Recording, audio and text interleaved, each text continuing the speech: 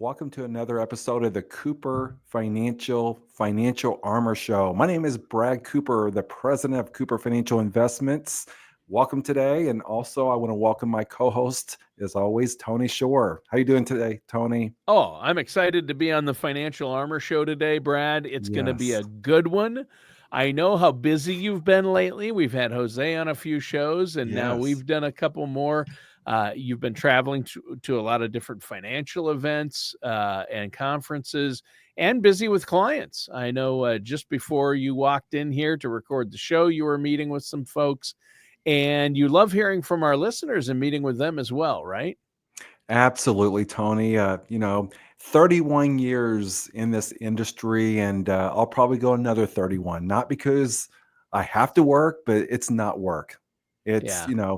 just coming in every day and just sitting down, usually over a cup of coffee. But now here in Arizona, today's high, Tony, is 115 degrees, which is insane. So Oh, you I need did iced switch tea. to iced tea. Yeah, exactly. No hot coffee. Let's switch to iced tea. Yeah. Now, if I was up in Minnesota in the month of January or February, I'd be drinking hot coffee. Yeah. We But drink hot coffee most of the year here. Although we've yes, had a few hot, even us up here in Minnesota, we've had a couple of hot days in the 90s with high humidity. wow, See, we get the humidity too during that's the right. summer. So, That's yeah. right. So really 115 is not too hot in Arizona. It's a dry heat, right? But Right. No, no, 115 degrees, whether it's hot or dry, it or doesn't matter. whether it's dry or humid, I should say, is not good. Absolutely. 115's about at least 16 degrees too hot. Yes. For all the listeners nationwide who aren't have never been exposed to Arizona heat in the Oh, summer, it's kind of like cranking your oven up to about 450, 500 degrees, and about 20 minutes after it's been heating up, open the door, put your head in. That's what yeah. 115 degrees in Arizona feels like. Yeah. However, Yeah. it's I not permanent. remember. I'll never forget, Brad, the first time I visited Arizona. My dad worked for a moving and storage company, and we moved a family. It was in the summertime, and a Oh, family had wow. moved from Minnesota to Arizona to a really nice home there in the outskirts of Phoenix, somewhere between Phoenix and Scottsdale. And we had to unload the house, and it was July or August, and it was Wow. 112 degrees. We had to unload the trailer, all the furniture, appliances, boxes, Oh, my their gosh. entire home. We packed up and moved to Arizona, and I was on the crew. This is back in probably the early 80s, late 70s. And I'll tell you what, early 80s. And I've never been so hot in the trailer. My dad worked mostly in the trailer and I carried, but I thought, oh no, I'll work in the trailer to get a break. No, the trailer's so hot. Oh, It's an insulated trailer with no windows or vents, basically, hardly any ventilation. It was hotter in that trailer than it was anywhere. So the only cool place was the house. But we had to keep the door open to get in and out. So that wasn't that cool. right. But yeah, that's too hot. 112 was too hot. It is, and but good news is, come October, November through about May, it's going to Oh be yeah. beautiful. Beautiful. So Yeah. that's why here in Arizona, a lot of people who live here year round, and then of course the snowbirds, they get out of here during the summer. They Yeah. travel, they visit family throughout the United States, and that's what we're getting ready to do this upcoming week, which I'm so excited about. We talked about Yeah. at the beginning of the Yeah. show. My So, wife for the my wife and I, for the first time in 4 years, are going to France together, wow. You're going to and take a trip looking forward to together for it. the first time in a while Yes, yes. because So, she was ill. So yeah, I'm glad you guys are able to travel again now. yeah, so excited about that, and that's really changed my advice that we give to our clients and new people we sit down with. There's no guarantees for anybody nowadays Right. in life. I don't care how young you are or old you are, but be a good steward of your money, save, but also live. Go create those memories, take those vacations, do the things you want. Don't put it off till retirement. I just had this conversation. My oldest daughter, who's going to be giving us our first Oh, grandson here within probably the next 30 days, which we're really excited about. She had a baby shower this past weekend, and I was sharing with about 3 young ladies, friends of hers. You know what? Work hard, save what you need to, but go out and enjoy life. Because yeah, once you get to retirement, if you put everything off until retirement, I would say there's a high chance that one spouse or the other will be ill or maybe die.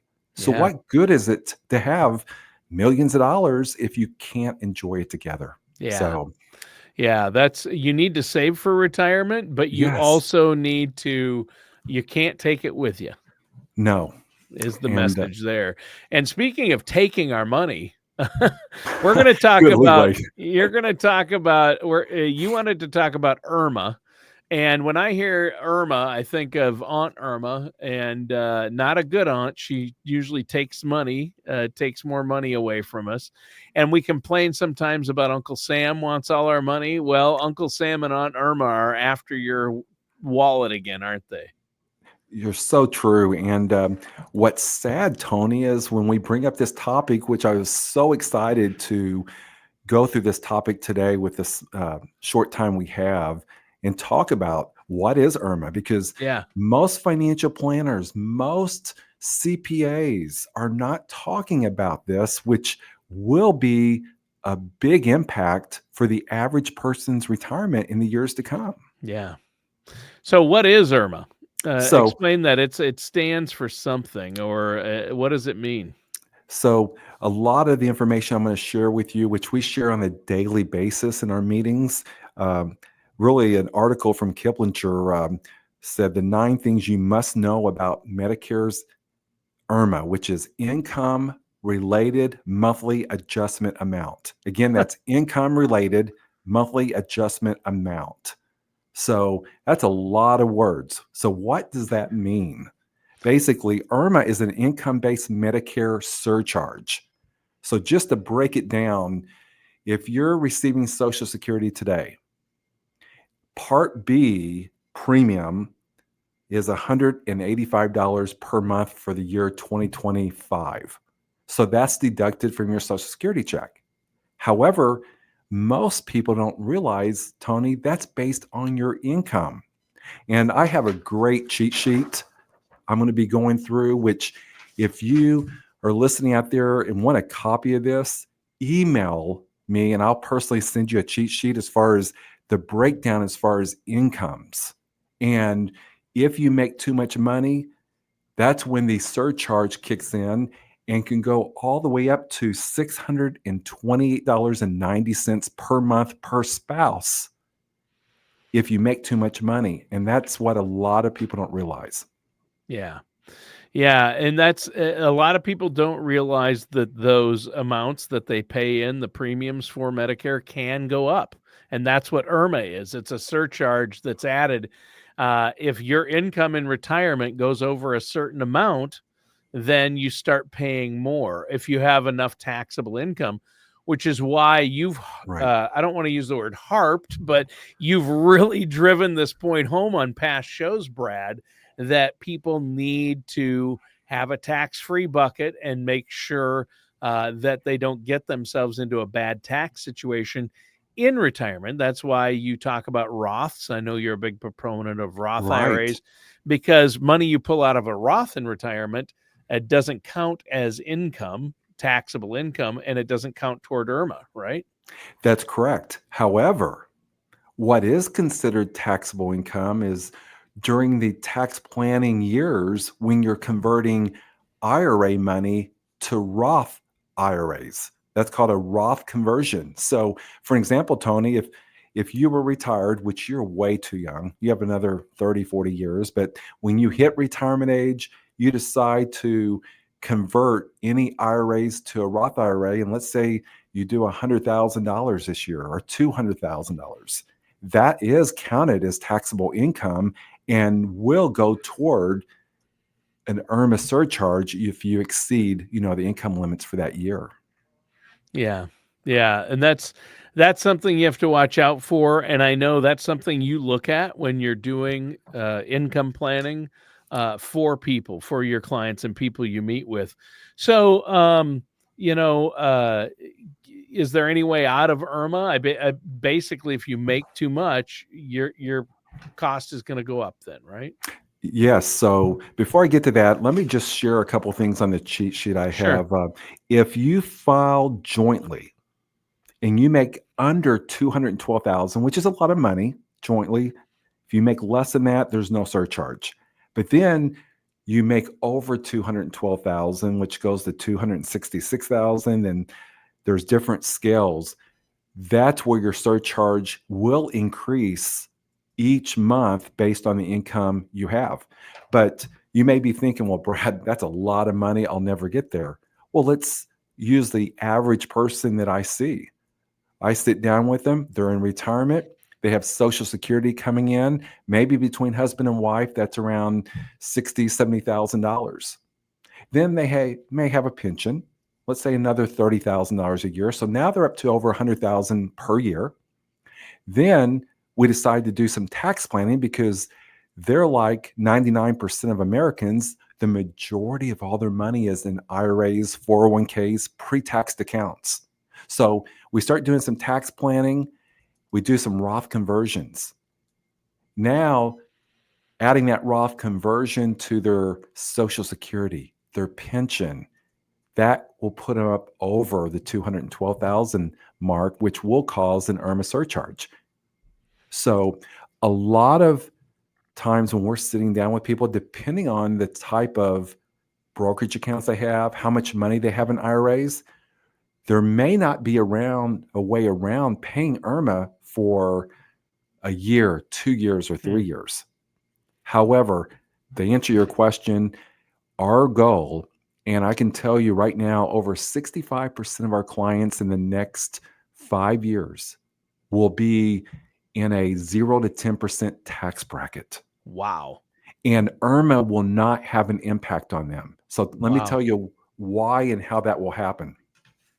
Here's what we're doing, of course, with the help of our CPA team and experts we have out there on taxes. With the average client, especially that has hundreds of thousands, if not millions of dollars of IRA money, we're putting together a plan for them to go from taxable to tax-free. Picture a bucket of money. What would you rather have, Tony? Taxable bucket or tax-free? Tax-free. No-brainer, right? Yeah. Anyway, Tax-free. that may take 4, 5, 6+ years to get to. Yeah. But once we achieve and move the majority of their money from taxable to tax-free, now the majority of their money's in tax-free accounts. Let's fast forward now. Let's take a look at their income. They may have Social Security. They may have a small pension. But any money they need to supplement that is tax-free. Therefore, IRMAA will not be an issue for them in the years to come. Yeah. There you go.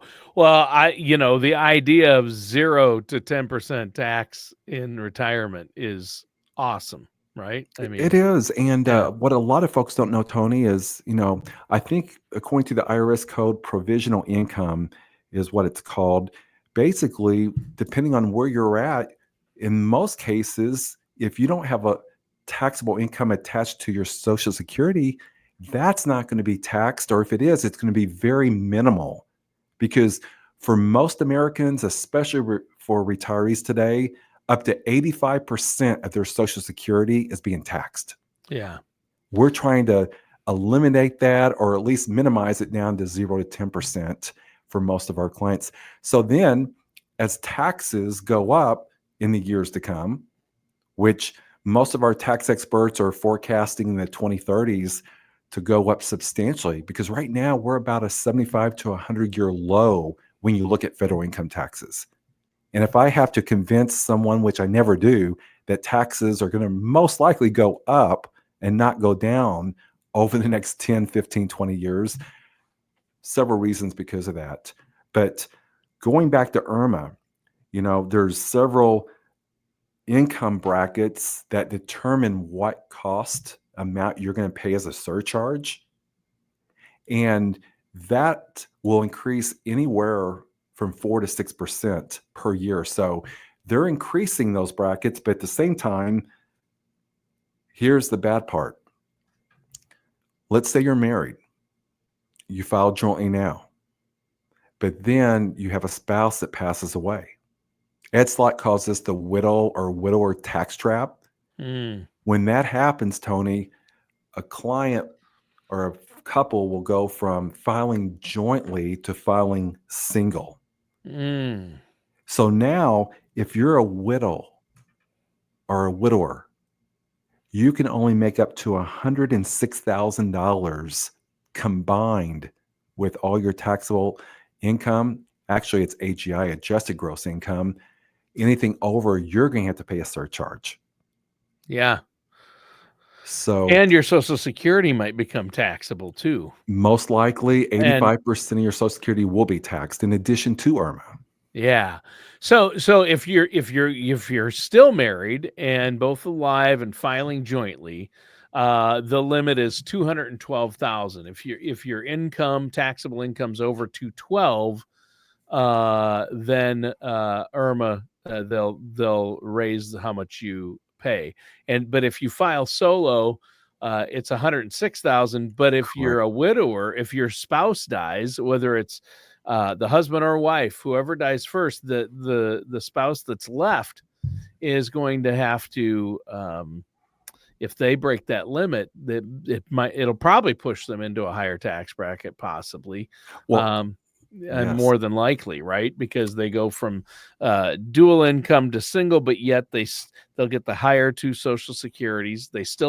Their living expenses probably haven't changed that much, so they're Right. still going to need the same amount of money to live on. I mean, an extra person in retirement doesn't actually, unless you're counting travel, your day-to-day, your monthly bills don't change, right? I mean, No. very little, not enough, right? And that's the impact, which I think it's something that most are not aware of. Yeah. And we're seeing it on a regular basis. Unfortunately, Tony, over the last few years, we've had over 25 clients pass away. And most of them, the majority, not all, the majority have been the husbands. Yeah. And then you're sitting down with the wife, you're sitting down with their children. And that's one of the things that we do very well at Cooper Financial and our team of strategic partners. When we lose a client to death, we'll bring the family in. Our attorney partner will be here. Our CPA will be here. We will hold their hands through the process. But you're exactly right. Everything you said, Tony, was spot on. Of the two Social Security checks, the widow, in this case, gets to keep the highest of the two, but she will lose a Social Security check. Yeah. Which is substantial. Yeah. Then, if you look at the tax brackets, she would move from a joint tax bracket to a single tax bracket, which you can't make as much money before jumping into a higher. So you're discriminated against by the IRS for filing single. Then, the topic we've been talking about today is IRMAA. IRMAA is even a bigger threat for a widow or widower. Yeah. So, yeah, that's crazy. And Brad, the numbers amaze me because the standard Medicare Part B premium that people pay right now is what? It's $185. correct. Yeah. $185, which But changes yearly. yeah, and that goes up a little bit each year typically, or sometimes it usually always goes up. But with IRMAA, the top tier would be, it can go all the way up to, what is that number? $628 a month. Yes, $628. Yes. So because some people are like, oh, IRMAA's not such a big deal, so I'll pay a little more. No, it can go from 185 all the way up to $628.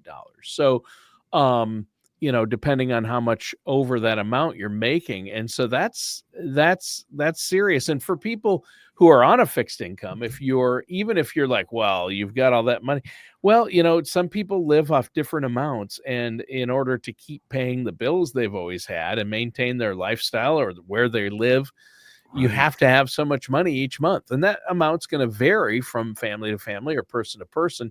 And a lot of people can find themselves in this tax situation, can't they? I mean, a lot of people who don't think they would Hmm. can. I mean, what if when your spouse dies, the money all goes in your name, or you inherit a business from your parents when they Right. pass, or things happen. And I've seen it with my dad. He was retired. His dad didn't die until he was 101 and left the Wow. farm to him, but my dad's already in retirement.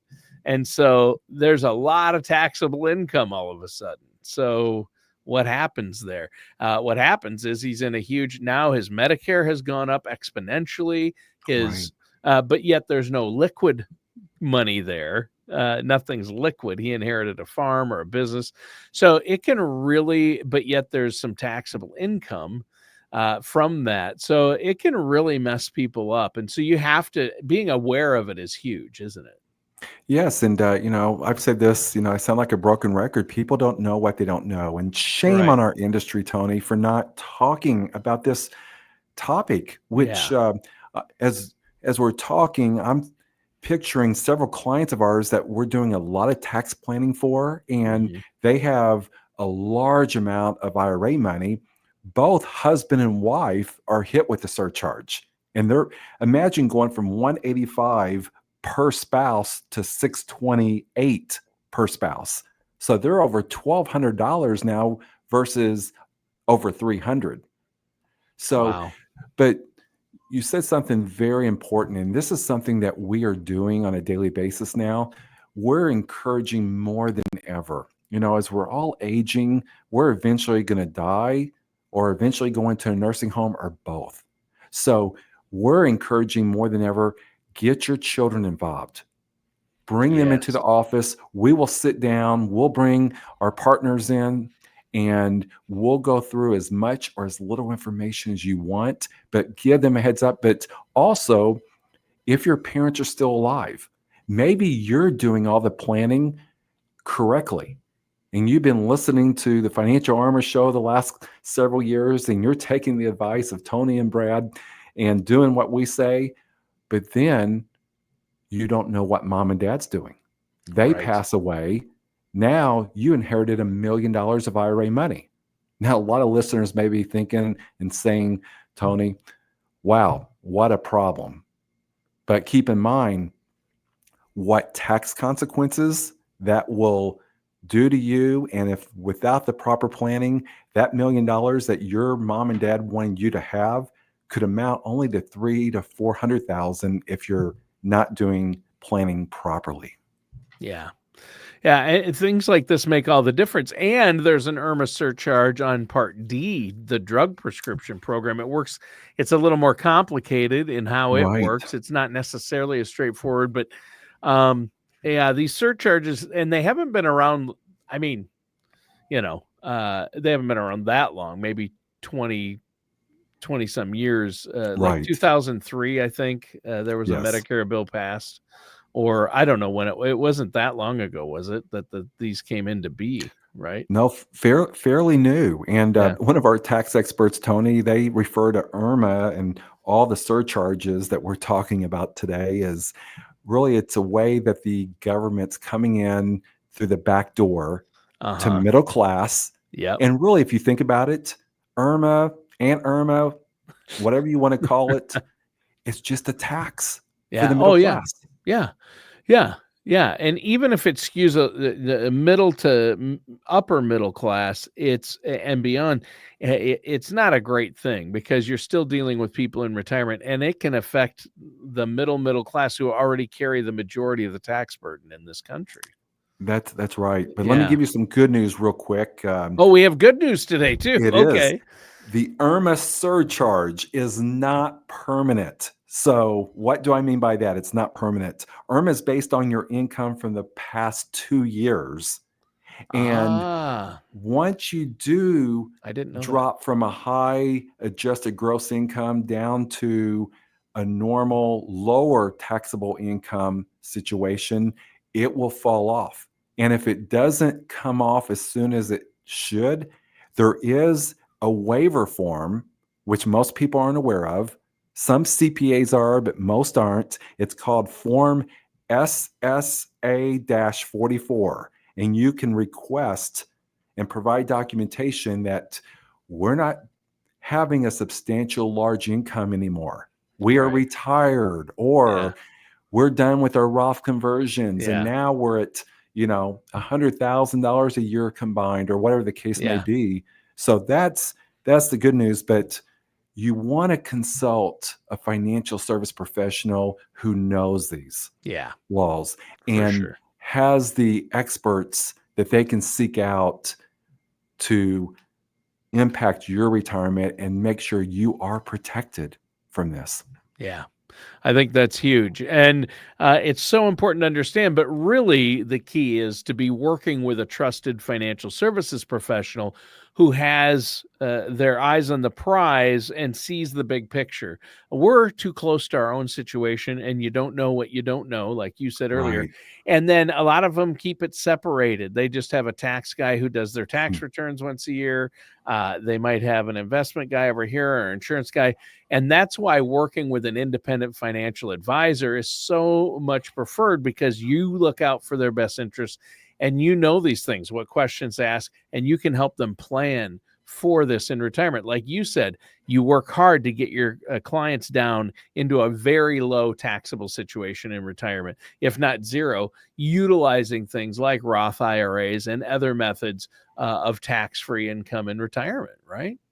Yes. And what's sad, Tony, is about 98 to 99% of retirees are not going to get this information. Here's the reason why. At Cooper Financial, we do holistic financial planning.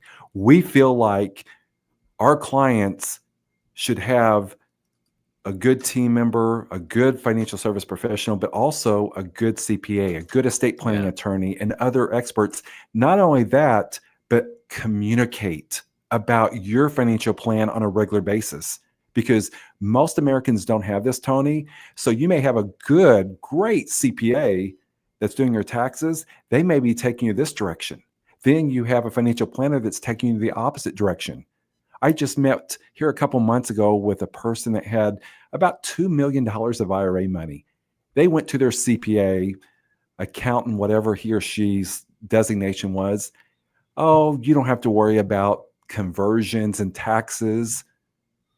Taxes aren't going up. They didn't talk about required minimum distributions at age 73, where they're going to be forced, in this case, to take out about 75 to 80,000 a year, which is going to be added on to their other $200,000 worth of income, which is going to cause IRMAA issues, higher tax brackets. So work with a holistic Yeah. financial planner who has a team who can address all of these risks that you will face. And that's what you have there at Cooper Financial. You have a great team that our listeners and viewers can access. And I know you love to hear from listeners in general. If they Yes. have questions about this, run some reports for them. There's no charge, no obligation for that consultation. How can they get a hold of you and your team there, Brad, to set that up? Yes, you can call our toll-free number, 888-390-5277. Again, that's 888-390-5277, or go to our website, financialarmorshow.com. Again, that's financialarmorshow.com, and ask us any question you may have. We love to communicate and respond to our listeners. A lot of great questions. Yeah, there you go. Well, thank you so much, Brad. Great show today. A lot of great information, and introducing us to Aunt Irma, telling us what to watch out for. Don't eat the fruitcake she gives you at Christmas. That's for sure. I appreciate that, listeners. That does it for today's episode of the Financial Armor Show with our host, Brad Cooper. Thank you, Tony.